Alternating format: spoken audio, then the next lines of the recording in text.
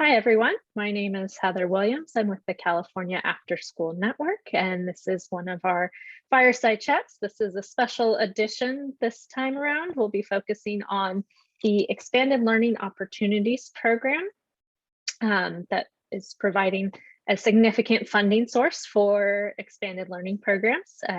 We are not talking about the Expanded Learning Opportunities Grant, which can easily get confused, but today we are focused on the Expanded Learning Opportunities Program, which was a result of the governor's budget, AB 130, and this program is really intended to eventually offer universal expanded learning to all of our students in California. So we're going to dig into that. And I am joined by my co-host, Michael Funk from the California Department of Education, Expanded Learning Division. And Michael, I'll go ahead and turn it over to you. Thank you, Heather, and welcome everyone. Today we are talking about the Expanded Learning Opportunities Program. We'll probably use shorthand, ELO-P. And I think so this notion of universal expanded learning is very exciting. And it's also coupled at a time where we're talking about universal transitional kindergarten. We're talking about universal nutrition and meals for students. And there's so much going on that's positive. And I'm always being asked to make sure people understand that the ELO program is also intended to serve transitional kindergarten students. And we'll figure out a way to have that work together with the universal transitional kindergarten. There's just a lot of opportunities to put all this stuff together. And there's also a lot of confusion. And as I've even this morning interact with educational leaders from across California, we're seeing some confusion, we're seeing some stress, we're seeing some reluctance, some capacity, like I can't really staff up what I have. How could I possibly take on this new thing? Even to the point of some wondering whether they could actually opt out of the program. The answer to that is no. It's a mandate by the legislature and the administration. But to try to help us, I've invited Jennifer Cisneros to invite some of her team from the Santa Ana Unified School District. When I say her team, they are leaders in other parts of the K-12 district that expanded learning is not their day job, but they are joining Jennifer in some expanded learning planning, specifically around the Expanded Learning Opportunities Program. So welcome, Jennifer. Again, we've had you on the Fireside chat before. It's good to see you again, and please introduce us to our guests. Yes, thank you for having us back and allowing us to come back and share what's going on. I'd like to introduce David Richey, who is our Executive Director for Support Services. And we have Diana Torres, who is our Director of Elementary Education. Welcome, Dave and Diana. Thank you. Yep. Awesome. We're so excited to have you, and we're going to just jump right in so we can keep this chat brief and to the point. And so I think where we want to start is the name of the program is Expanded Learning Opportunities, because this is a great opportunity for our students and our school districts. And so Dave and Diana, wondering if one of you wants to get us started with how you imagine this is a good opportunity for your district and for your students. Sure. I'll jump in, Diana, and I'll let you go next. So a little background, so you know a little bit from where I come. I have experience as a high school principal, and so I tend to still see things through that lens, even though in my current role, I am supporting student services. So when we talk about student services, we're thinking about at least in Santa Ana, our mental health component, physical health from a nursing perspective, our McKinney-Vento and foster youth programs, attendance, discipline, you name it, it's the whole bag of tricks is here. And so that's where I come from as I sit with Jennifer and we look at funding sources such as what we're talking about today. So for me, I've always been in that place. There's never enough money. So I come from that place, and to me, there's a capacity piece as well. And so when I think about my experiences as a principal or my current experience, I feel like there's always been strings attached to dollars or there's not been enough dollars. And so that tends to stifle things. It tends to stifle innovation. We're looking at an opportunity where I believe that money's not the issue here. It's more about how we begin to look at that and how we partner inside the district. So it's exciting to me when we have opportunities like this. And I know from the perspective of Jennifer's, there's integration that's taking place. And I know there's another question probably that I'm leading to, but I think it's a way to develop capacity across our departments. And so often, especially in large LEAs, we become siloed, not necessarily by choice, but oftentimes that's how things come to us.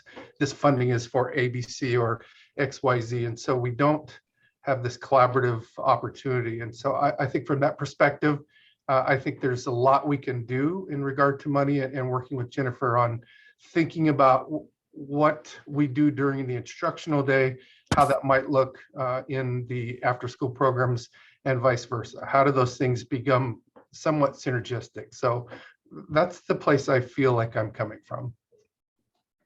I'll chime in. So I agree with that, right? With the opportunity. But then I also go to the learner and I go to the child. And so, yeah, Dave comes from high school. I have K-8 experience. And really what I think about is the opportunity for equity. And when you mentioned, as you were introducing this program and talking about the components, I'm excited about what that can mean to our kids. You know, we think about intervention living on one side of the house and enrichment living in another, and talking with Jennifer and in talking with the group that collaborates on the work that we're doing here in Santa Ana.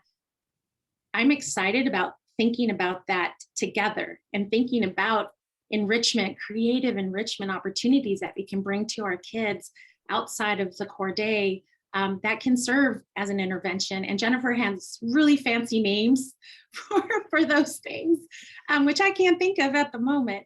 But I think some of those things are what really excites me. And so opportunity, I see that not only for the work that we're doing across departments, but really, and even with the community. We have partners from the community that are engaging in this work, but what that means in the end for our kids. And so that's what I'm really excited about, the possibilities. Dave, you mentioned that so many times money comes with strings, constraints, or it's not enough. And I think you're so right. And that could very much stifle innovation. What's unique about this funding is there's not much directive from the state. It's really local design gets to rule the day. And Jennifer, I wonder if you could just speak to how that flexibility is playing out with your design work. Yeah,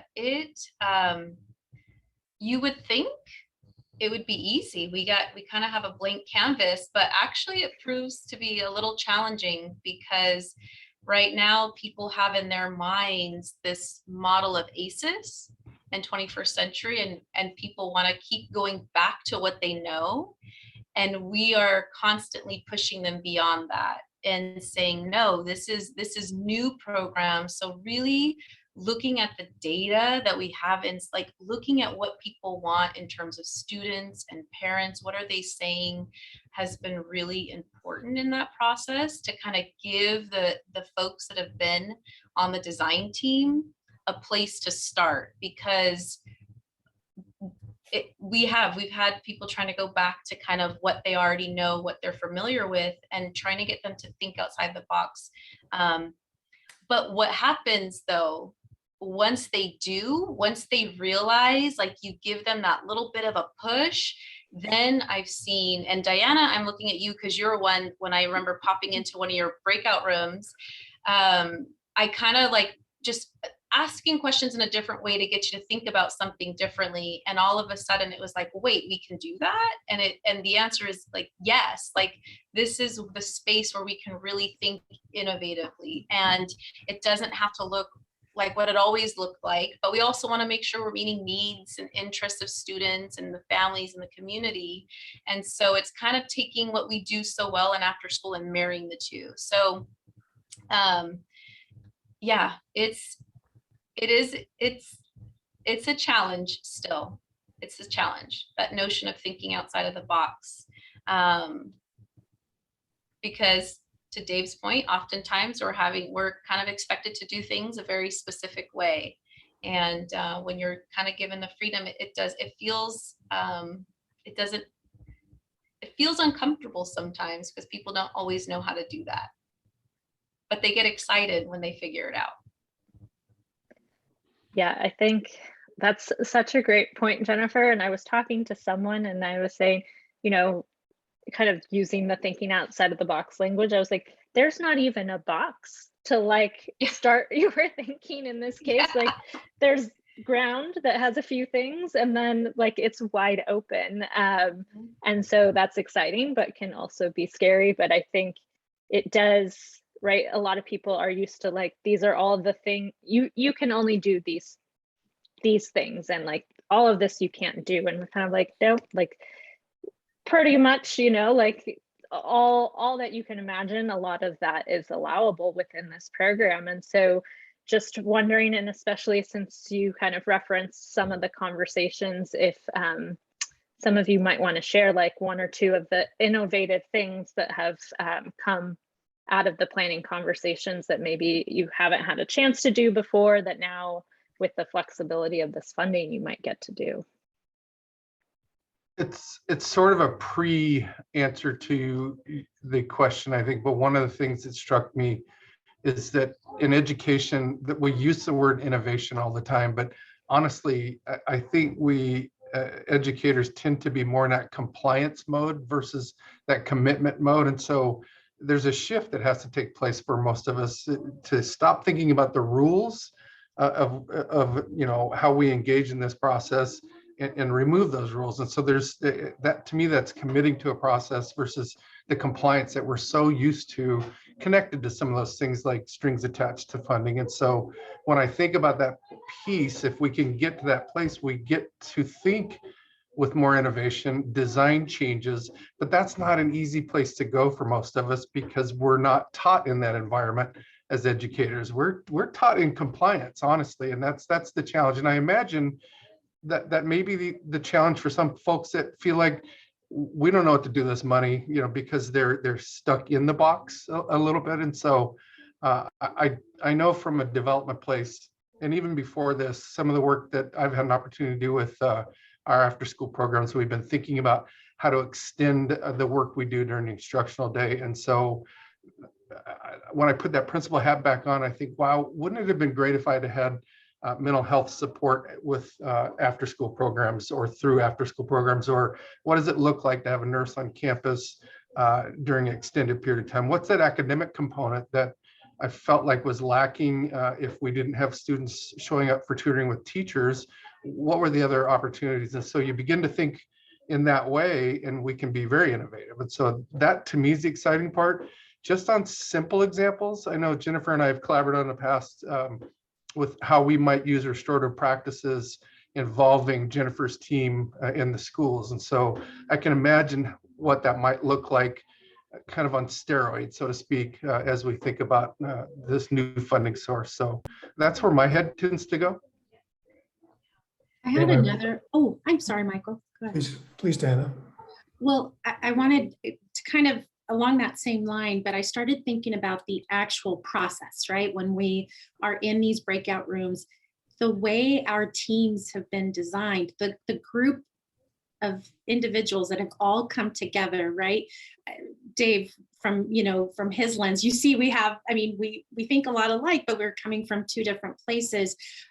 Folks from the community, folks from Jennifer's team, all our groups are mixed. And so when you get together and you're seeing the same, the same question is being posed to the group, but yet we're all coming to it with different solutions and different creative ideas. And so I think that is really important to this process as well. And so I think I appreciate that. I leave the design sessions feeling really, really, and it like invigorating. It's an invigorating process.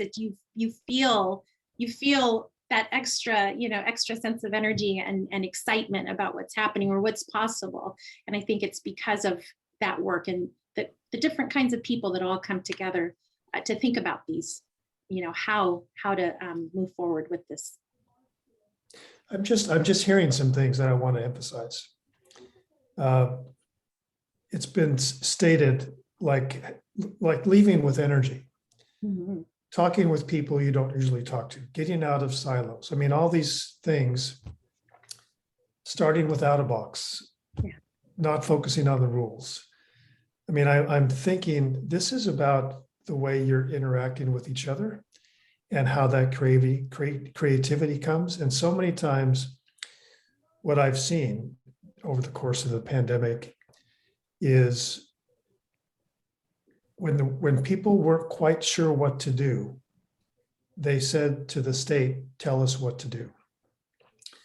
I flipped that, and on these fireside chats and in other settings, I said, like you suggested, Diana, when you talked about the students first, let's start with what our students and families need and what they deserve. And how do we go there? And then how do we use this funding to get there?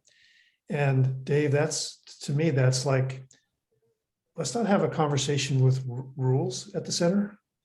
Let's have a conversation. Let's truly be student-centered. We use that phrase a lot, but so many times it's said in an introductory way, and then we want to talk about the rules, right? So to me, if there was someone stuck, if you were to say something, have a piece of advice to a school district leader in a large or a small district who feels overwhelmed, this doesn't seem like an opportunity to them, it seems like a burden, what would your advice be? I think I come back to that compliance piece. There are dreams that every educator has for what it looks like for a child, but how can I approach that whole child? And sometimes we forget about those when we are compliant educators. So I think it's time to step back into those dreams and wishes, and what is it that my school can look like for every kid in the community. I think you've got to get back to that place to see this as an opportunity and not necessarily something that is, again, that compliance piece. And so my encouragement would be start to think about those things. Boy, I wish if I only had the money to do this, or whatever that dream has been, or those ideas. Isn't this an opportunity to kind of get back into that mode and maybe make that a reality? And I would add that I would encourage people not to see this as something extra that lives outside of the work that's already happening. This completely aligns with the work that we're doing in Santa Ana. It folds right in. And if anything, it enhances the work, right? And so that's what I would encourage people to just stop for a second and think about this differently and see how it actually will enhance the work that you're already doing. It'll make the work you're already doing so much easier. And so I think that would be my bit of advice. Heather, I'm glad we're recording this conversation. I was just thinking the same thing. Well, I think we're about running out of time. So Jennifer, I don't know if you have one last bit of advice, and then we can start to wrap up. I think I feel like Dave and Diana just said it really well. And I think, one thing I'll add to what Dave was saying about stepping back into the dreams is just making sure that you're doing that with others in the room. Having that space to dream together is so important. And it's not just limited to district office staff, it's the site staff, it's the staff that are already doing the work, your students, your parents. I'm really proud to say we've had all those people at the table, and I think our plan is really strong because all those people were at the table and we were all sitting there kind of dreaming together. So, and it is hard work, but it's also very invigorating and you leave very excited, I think, once you start. Wonderful. Well, much appreciation from me to you all for joining us today and sharing a little bit of your work, but most importantly, what you all are doing in Santa Ana. It's just exciting every time we talk to you all and hear more about what you're doing. So much appreciation for me. And Michael, I will turn it over to you to close us out. Yeah, one of the thoughts I was having is listening to Dave and Diana and Jennifer speak is, you know, if you're an educator watching this, I don't suspect when you made a decision to go into education, it was about making a lot of money. I don't expect, I suspect you got in entirely because you wanted to do something beautiful for children and you believed in the potential of every child. And I'm not going to downplay the stress and anxiety that many of you are facing.